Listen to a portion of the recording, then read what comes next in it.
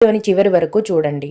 ముందుగా నిన్న అంటే ఏప్రిల్ 18వ తేదీన తిరుమలలో స్వామివారిని మొత్తం 53,519 మంది భక్తులు దర్శనం చేసుకున్నారు. అందులో స్వామివారికి మొత్తం 30,360 మంది భక్తులు తలనీలాలను సమర్పించారండి. నిన్నటి రోజున తిరుమలలో శ్రీవారి హుండీ యొక్క ఆదాయం అనేది 3,27,00,000 రూపాయలు. ఈరోజు కూడా ఎటువంటి దర్శనం టికెట్లు లేకుండా నేరుగా భక్తులను ఫ్రీ దర్శనానికి అనుమతిస్తున్నారు.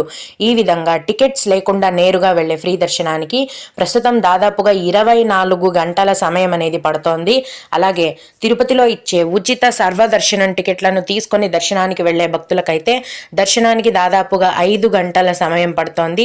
300 రూపాయల దర్శనం వారికి మరియు 500 రూపాయల దర్శనం టికెట్లు కలిగి ఉన్న భక్తులకు దర్శనానికి దాదాపుగా 4 గంటల సమయం అనేది పడుతోందండి. రోజులాగే ఈ రోజు కూడా VIP బ్రేక్ దర్శనం కొనసాగుతోంది.